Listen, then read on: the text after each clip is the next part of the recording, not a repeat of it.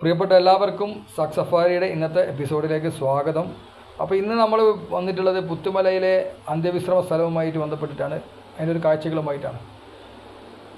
ഇവിടെ സർവ്വമത പ്രാർത്ഥനകളും അതുപോലെ തന്നെ സർവ്വ ആദരവുകളും ഏറ്റുവാങ്ങിക്കൊണ്ട് ചൂരൽമലയിലെയും മുണ്ടക്കയിലെയും പ്രിയപ്പെട്ടവർക്ക് ഒരുക്കിയിട്ടുള്ള അന്ത്യവിശ്രമ സ്ഥലമാണ്. സർവ്വമത പ്രാർത്ഥനകളോടുകൂടി തന്നെയായിരുന്നു ഇവരെയൊക്കെ ഇവിടെ അടക്കം ചെയ്തിരുന്നതും. അതും എല്ലാവിധ ബഹുമതികളോട് കൊടുത്തു. സന്നദ്ധ സേവകരുടെ തന്നെ വിലമതിക്കാനാവാത്ത സേവനത്തിൻ്റെ കൂടി ഒരു ഉദാഹരണം കൂടിയാണ് ഈ ഒരു അന്ത്യവിശ്രമ സ്ഥലം എന്ന് പറയുന്നത്. അത് പുത്തുമലയിലെ മനോഹരമായൊരു ഭൂമികയിലാണ് സ്ഥിതി ചെയ്യുന്നത്. പുത്തുമല നമുക്കൊക്കെ അറിയാം, കേരളത്തിൻ്റെ തീരാ നോവായിരുന്നു പുത്തുമല. പുത്തുമലയിലും ഇതുപോലെ ഉരുൾപൊട്ടിയിട്ട് കുറേ പേരെ നഷ്ടപ്പെട്ടിട്ടുണ്ടായിരുന്നു. അതിൽ ചിലർ ഇപ്പോഴും കാണാമറയത്താണ്. അതുപോലെ ചൂരൽമലയിലെയും മുണ്ടക്കയിലെയും പലരും ഇപ്പോഴും കാണാമറയത്താണ്.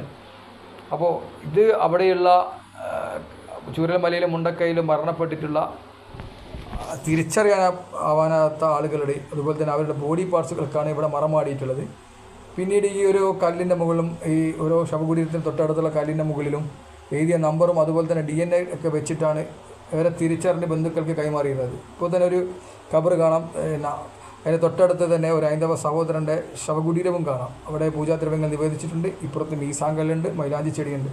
അവരങ്ങനെയായിരുന്നു അവിടെയും ജീവിച്ചത്. അവിടെ പിന്നെ എല്ലാവരും മതവിശ്വാസികൾ, നല്ല മതവിശ്വാസികൾ ഉണ്ടായിരുന്നു, നല്ല രാഷ്ട്രീയ ചിന്താഗതിയുള്ള ആളുകളുണ്ടായിരുന്നു. പക്ഷേ അതിനൊക്കെ അപ്പുറത്തും അവർ ഒരൊറ്റ മനസ്സോടുകൂടി സ്നേഹിച്ച നല്ല മനുഷ്യരായിരുന്നു. ചൂരൽമലയിലെയും മുണ്ടക്കയിലുമുള്ള നല്ല മനുഷ്യർ. മനുഷ്യനെ എങ്ങനെ സ്നേഹിക്കണമെന്നുള്ള ഉദാത്ത മാതൃക കാണിച്ചു കൊടുത്ത പച്ച മനുഷ്യരെന്ന് പറയാം ഈ മുണ്ടക്കയിലെയും ചൂരൽമലയിലെ ആളുകളെക്കുറിച്ച്. വൈകുന്നേരമാകുമ്പോൾ ചൂരൽമല ടൗണിലേക്ക് വരുന്ന ആ അമ്പലത്തിലെ പാട്ടും, ആ അമ്പലം ഇന്ന് ഇല്ല, അമ്പലവും നമുക്ക് നഷ്ടപ്പെട്ടു. വല്ലാത്ത വേദനയാണ്. അമ്പലമൊക്കെ നല്ലൊരു ഓർമ്മയായിരുന്നു.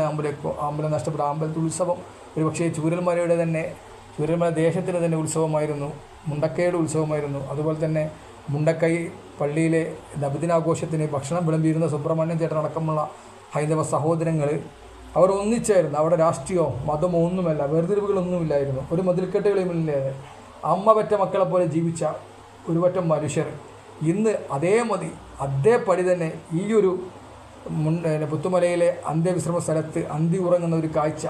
ഒരു മുസ്ലിം സഹോദരൻ്റെ ഖബറിൻ്റെ തൊട്ടടുത്ത് ഒരു ഹൈന്ദവ സഹോദരൻ്റെ ശവകുടീരം, അതിൻ്റെ അപ്പുറത്തൊരു ക്രിസ്തീയ സഹോദരൻ്റെ ശവക്കല്ലർ. അങ്ങനെ എല്ലാവരും ഒന്നിച്ചിരിക്കുന്നു. തിരിച്ചറിയപ്പെടുന്ന മൃതദേഹങ്ങളെ തേടി ഉറ്റവരുത്തുന്നു. അവർക്ക് വേണ്ടി പ്രാർത്ഥനാശരങ്ങൾ, അവർക്ക് വേണ്ടിയുള്ള ക്രിയകൾ, കർമ്മങ്ങൾ ഇതൊക്കെ ചെയ്യുന്നു. എല്ലാം ഒരു മണ്ണിൽ സമന്വയിക്കുന്ന ഒരു കാഴ്ച. അത് കാണിക്കാൻ വേണ്ടിയിട്ടാണ് ഞാനിങ്ങനെ ഒരു വീഡിയോ ഇട്ടത്. അപ്പോൾ എല്ലാവരും ഈ വീഡിയോ ഒന്ന് കാണണം. എന്തായാലും മനുഷ്യനെന്ന് പറയുന്നത് മരണമെന്ന് 3 അക്ഷരം തേടിയെത്തുന്നവരെയുള്ളൂ മനുഷ്യൻ്റെ ഈ നാടകങ്ങളൊക്കെ. അത് കഴിഞ്ഞ് നമ്മളൊക്കെ കർട്ടനും ജീവിതത്തിൽ നിന്ന് കർട്ടനിട്ട് പോകേണ്ടവരാണെന്നുള്ളൊരു കാഴ്ചപ്പാട് നമുക്ക് എന്തായാലും ഉണ്ടാവണം. അപ്പോൾ ഇന്നത്തെ കാഴ്ച ഈ പുത്തുമലയിലെ ഈ ഒരു അന്ത്യവിശ്രമ സ്ഥലത്തെ കാണിച്ചുകൊണ്ടാണ്. അപ്പോൾ എന്തായാലും പുത്തുമലയിലും ചൂരൽമലയിലും മരണപ്പെട്ടവർക്ക് ആത്മശാന്തിക്ക് വേണ്ടി നമുക്ക് പ്രാർത്ഥിക്കാം. എന്തായാലും എൻ്റെ വീഡിയോ ഒക്കെ നിങ്ങളൊക്കെ ഷെയർ ചെയ്യണം, അതുപോലെ തന്നെ സബ്സ്ക്രൈബ് ചെയ്യണം. അവിടെ എല്ലാം നഷ്ടപ്പെട്ട പ്രിയപ്പെട്ടവർക്ക് വേണ്ടി സമാധാനത്തിന് വേണ്ടി പ്രാർത്ഥിച്ചുകൊണ്ട് ഞാൻ നിർത്തട്ടെ. തൽക്കാലം ഞാൻ നിർത്തുകയാണ്.